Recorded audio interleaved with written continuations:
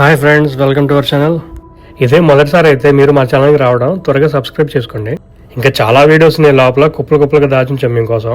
Recent గా release అయిన అగధ అనే తెలుగు మూవీ చూడటం జరిగింది. టోటల్ రన్ టైం వచ్చేసి 2 గంటల 17 నిమిషాలు అండ్ బడ్జెట్ వచ్చేసి సుమారు 10 కోట్ల రూపాయల వరకు ఉండొచ్చు. మీకు ఆల్రెడీ తెలిసే ఉంటుంది, ఈ మూవీని 85 డేస్ లో షూట్ చేసేసి 45 మినిట్స్ దాకా VFX వర్క్ ఉందని ప్రమోట్ చేస్తూ వచ్చారు మూవీ మేకర్స్. ఇంకా నా మూవీ ఎక్స్పీరియన్స్ చెప్పాలి అంటే నచ్చలేదు అండ్ చాలా చోట్ల బోర్ కొట్టింది కూడా.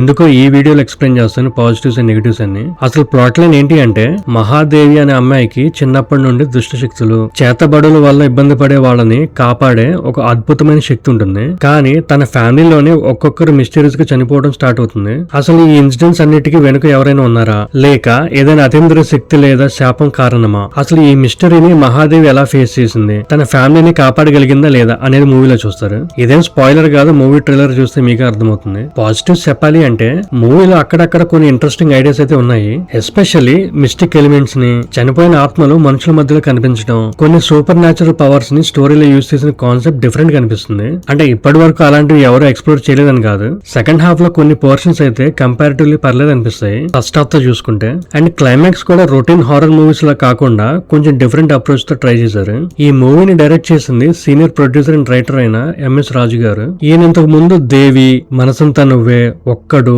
వర్షం, నువ్వొస్తంటే నేనొద్దంటానా అంటే ఎన్నో బ్లాక్ బస్టర్ మూవీస్ ని ప్రొడ్యూస్ చేశారు. అండ్ రైటర్ గా కూడా ఇండస్ట్రీలో చాలా మూవీస్ కి వర్క్ చేశారు కూడా.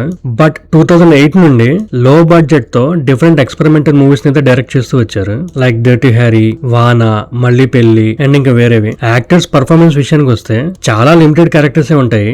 లీడ్ రోల్ లో చేసిన కామాక్షి భాస్కర్ లా జస్ట్ ఓకేష్ అనిపించింది యాక్టింగ్ పరంగా. క్యారెక్టర్ కి తగ్గట్టు డీసెంట్ గా చేశారు గానీ మూవీ మొత్తాన్ని తన భుజాల మీద క్యారీ చేసేసి అమ్మోరు, అరుంధతి, దేవి లాంటి female centric supernatural movies లో లాగా కమాండింగ్ స్క్రీన్ ప్రెజెన్స్ తో టాప్ క్లాస్ పర్ఫార్మెన్స్ ఇచ్చారని చెప్పే రేంజ్ లో అయితే నాకు అనిపించలేదు. Cinematography work by Nani Chamiti Shetty and Kalyan Shyam okayish అనిపించింది. స్టోరీకి తగ్గట్లు విజువల్స్ డీసెంట్ గా ఉంటాయి గానీ యూనిక్ ఫ్రేమింగ్ లేదా మెమరబుల్ షాట్స్ అని చెప్పుకునే రేంజ్ లో అయితే ఏమనిపించలేదు. అంటే ఓవరాల్ గా ఫంక్షనల్ కెమెరా వర్క్ గానీ నథింగ్ స్పెషల్ అన్నట్లు. Background score by Rakesh Venkatapuram decent గా ఉంది. ఆ మిస్టిక్ అట్మాస్ఫియర్ కి తగ్గట్లు eerie sound design and haunting tones ని యూజ్ చేశారు. జానరా కి ఫెమిలియర్ అనిపించే సౌండ్స్ కొన్ని ఉన్నప్పటికీ సీన్స్ ని ఓవర్ పవర్ చేయకుండా నెరేటివ్ మూడ్ ని మెయింటైన్ చేస్తూ వచ్చారు. మరీ స్టాండ్ అవుట్ స్కోర్ అయితే కాదు, బట్ నాకైతే ఎక్కడా కూడా ఫ్లో ని డిస్టర్బ్ చేసినట్లు అనిపించలేదు. చిన్న అబ్జర్వేషన్ ఏంటి అంటే, MS రాజు గారు ప్రొడ్యూస్ చేసిన మూవీ దేవిలో యాక్ట్ చేసిన వనిత విజయ్ కుమార్, సిజ్జు, బాన్ చందర్ ఈ మూవీలో కూడా ఉన్నారు. వనిత కూతురైన జోవికా విజయ్ కుమార్ కూడా యాక్ట్ చేశారు మూవీలో. నెగటివ్స్ చెప్పాలి అంటే, పొటెన్షియల్ ఉన్న ఐడియాస్ పేపర్ మీద బాగానే ఉన్నా కానీ ఎగ్జిక్యూషన్ పరంగా సిమిలర్ సూపర్ న్యాచురల్ కాన్సెప్ట్స్ మనం పాత మూవీస్, టీవీ సీరియల్స్ లాగా చాలా ఇయర్స్ నుండి చూస్తూనే ఉన్నాము. రీసెంట్ గా వచ్చిన ఈషా, హనీ లాంటి మూవీస్, ఈటీవీ సీరియల్ అన్వేషిత కూడా గుర్తొస్తాయి. సో కాన్సెప్ట్ కన్నా ప్రెజెంటేషన్ కొత్తగా ఉండాల్సింది.